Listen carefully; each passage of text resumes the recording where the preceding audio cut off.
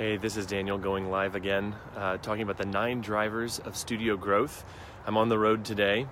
Thought I would do more than stand in front of a white wall like I usually do. So I want to jump right into it. We've been talking about 9 ways to grow a studio business.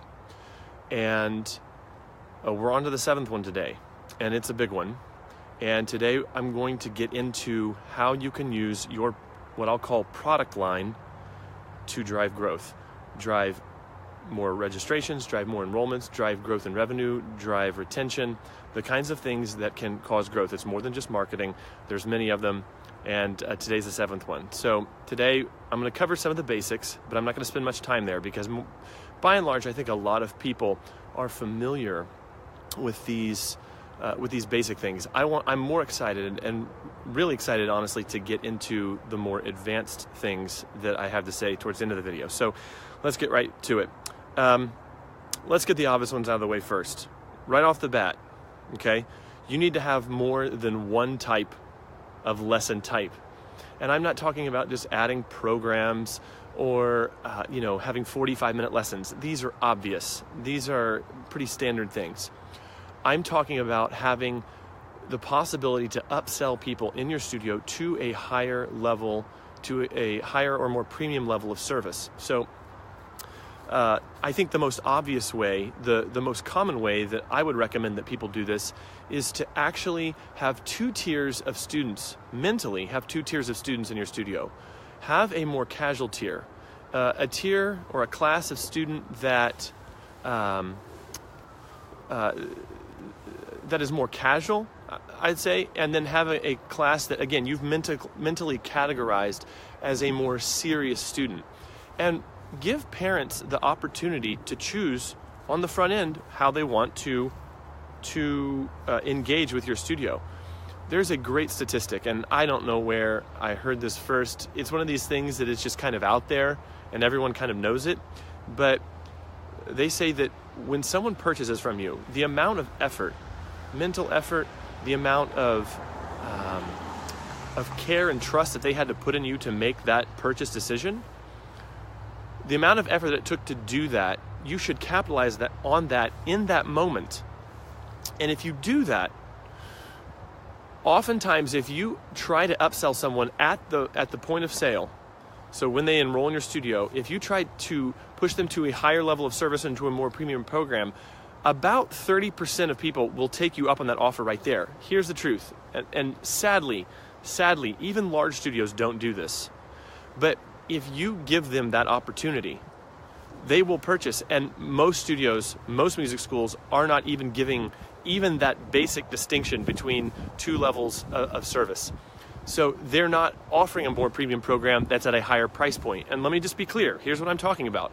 Because if product is going to drive your sales, it's going to drive revenue, if it's going to drive growth in your studio, I at least want you to be clear on exactly what it is that I'm talking about. I'm not talking about giving them more time, although that could be part of it. I'm talking about adding things on into the package of services that you give your studio families for their lesson fees. I'm talking about adding things onto it. So this could be, and I'll mention Layla Viss here, this could be off bench time. And again, this is basic stuff. I'm getting to the more advanced things later in this broadcast. But it could be off bench time. It could be access to apps. It could be the ability. I've seen not too many studios do this. I'm starting to see more as I've recommended that people do this. But with some of your more advanced students, give them access to send in performances to you, where you'll actually leave them comments if they give you a digital representation of their performance. So they record a performance at home, send it in, and you actually give them comments throughout the week. This is a premium way of dealing with a family in your studio. So this is what I mean when I'm saying give them a higher level of service, give them a premium program. It's not just more time. That's a very good way to start, but there's so much more that you can do. I will tell you, there's a client that I work with right now in LA, and she has 5 different lesson packages ranging from $160 a month all the way up to $640 per month. It's an incredibly premium program, what she gives them for that $640. And the thing is, she's got a few clients that have taken her up on that offer. And so she's only has a few hours of her week that are taken up with those students, but she is earning over $2,000 a month from those students right there because of that. And she's not bending over backwards for them. She's giving them a great level of service. She has a great program, but she's giving them extras and little things that don't necessarily cost her huge in terms of time or money or investment. They're things that improve their experience of the lessons and that they're willing to pay for because they have big goals and they have big dreams. So that's that. Another one, this one's almost cliche. I almost left it out of this, but another one is camps. And this is kind of all the rage now. Between January and March of this year, you're going to start seeing all sorts of downloadables and little products and that sort of thing from the larger piano teacher world about how to do summer camps. Even though it is cliche, even though this is something that probably everyone does now, I still, every month, get people contacting me, asking me how they can start a camp or how they can use camps in their studio to drive revenue or to drive growth or to make the summer months not suck so much. I think my opinions on this are pretty clear and are pretty well established. I've even done some videos in this series previously that talk about camps, but if you're not doing them, it is a way that I added 10% to my overall yearly revenue using camps. So again, that's just another way to upgrade your product line in your studio to drive revenue, to drive growth. Next, and we're getting a little more advanced here, solve your customers' problems with your products. Okay, now I'm thinking about this. You have a base level of lesson package, and you can offer something at a slightly higher level. And I talked about this a minute ago, but offer something that addresses real fears and concerns for parents. And I'm going to give you an example. And you could go crazy with creativity on this, but I'm going to give you an example here. By the way, if you're watching this live, and you have any questions, just let me know. Just put in there. I can see all your comments come up, or hit like on this video, hit share on this video. Really helps me when you do that. I think we're getting the word out here. I think more and more people are becoming aware of these videos, and you're a big part of that. But anyway, as I was saying, one example of addressing real fears and concerns that parents have in the studio is simply this. One of the biggest concerns that parents have is, I can't get my child to practice more. One very enterprising studio I know solved this problem by actually offering a group practice session on Friday afternoons. So they had a spare room, and instead of using that for yet another one-on-one teacher or perhaps a class, they put an assistant in that room. They had kids come in after school for 45 minutes, and parents would drop the kids off. They'd come in, practice for 45 minutes at the school. If they needed help, they could get it. And then after 45 minutes, they would leave. After 45 minutes, they would go on and go home. But the entire purpose of that class experience for those 6 kids at a time was simply to practice their music. And they had this sounds bad, but they had a low-paid assistant in there. It wasn't a master teacher. They had a low-paid assistant that essentially was proctoring the room. If kids ran into trouble, they could generally help the student. This wasn't an official lesson. This wasn't, a big fancy program, but parents were willing to pay, a couple bucks a week for kids to come in and practice. And those families really loved being able to drop their kids off and the kid not be distracted by social media or what other siblings are doing at home, by what's on the television, this sort of thing. And it wasn't a huge revenue driver, but when they added up the profits at the end of the year from that and subtracting the overhead they had with that assistant, it actually ended up being a fairly good percentage of their overall yearly revenue. They the next year added more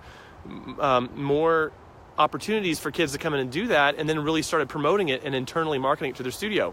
Again, if you get connected with what your families want, what they're actually looking to get out of your studio and how you can really help them, it's amazing the kinds of creative ideas you can come up with in terms of products or services that you can offer as an upsell to parents. And that kind of leads me to the next idea. If parents come in and they just take your basic lesson package, you don't have to say, they didn't take the upsell. Come back to them 3 months later and recommend that they do it again. Come back with maybe a different idea. If they don't take that upsell, certainly hit them back, and within their first 6 to 8 weeks, see if you can get them to sign up for a camp or sign up for a camp in advance. Another thing you can do, or a distinction I want to make here is that don't offer products and services at a similar margin point. In other words, don't just trade dollars for hours and try to recreate what you're doing in lessons with another program. Try to find ways to leverage it. And I've talked at length about the Piano Express, and I've talked at length about my involvement in that curriculum and how that was really the beginning of my career, was a big boost at the beginning of my career and really helped set up my first 5 to 10 years in teaching. What made that so successful for us, and again, it's a program that you could run that allows you to leverage technology. What makes that so valuable is that, again, you're seeing kids in a group setting, and you're not just trading dollars for hours there.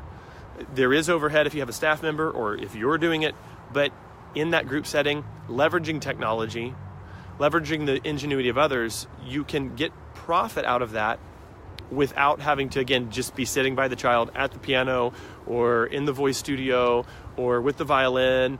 You're not just sitting there and trading your dollars for hours. So that's the next thought I had. Again, moving on to more advanced concepts here. Think of ways, and this is really where I'll end for today. Think of ways that you can create products or services beyond what your studio offers in terms of music lessons. Now, this is crazy. Last Friday, I recommended in a video just like this that you could leverage relationships and create, let's say, a mailing list of all the art opportunities that are in your area. So dance, art class, other music studios that are non-competitive with what you're offering. I recommended start a collective of these types of businesses and get together, create a Facebook page or create a mailing list where on a regular basis you send out inspiring stories, inspiring videos, live performances of people in those various art businesses, and use it as a way to gain attention for the arts in your area and then leverage that attention to sell your own products and services through your music studio or music school.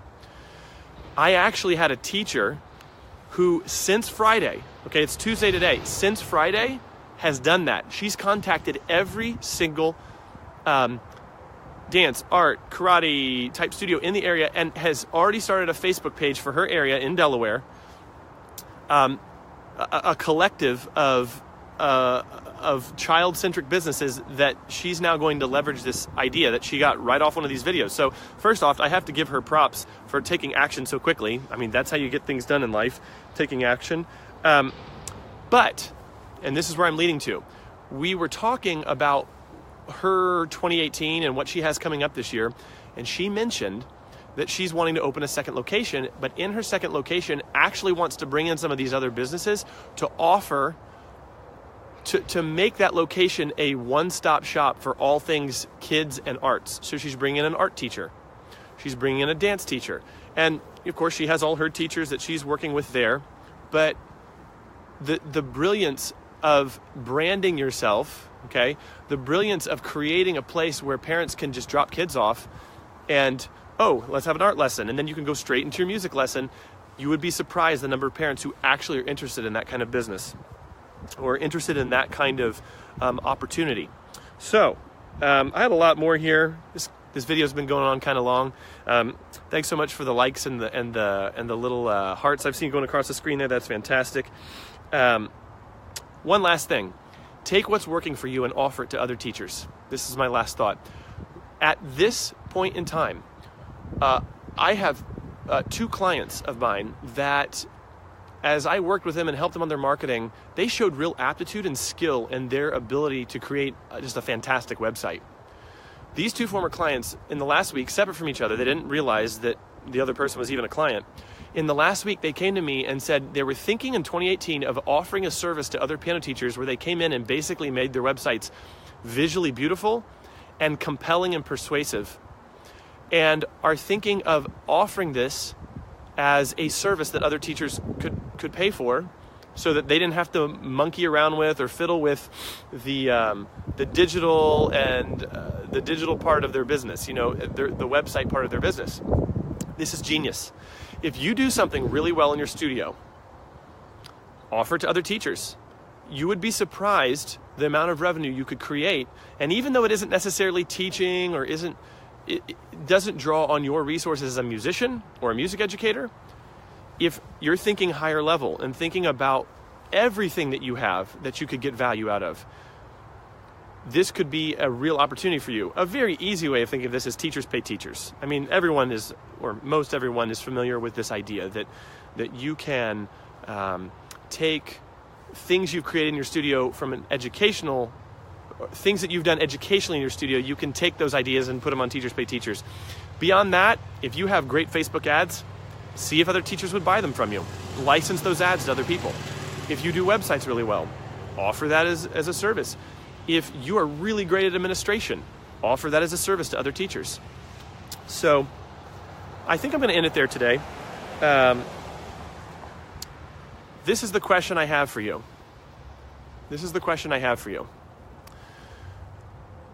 What do you do really well in your studio, or in your business, or in your marketing, or in the entire sphere of the professional realm that you exist in? What do you do well?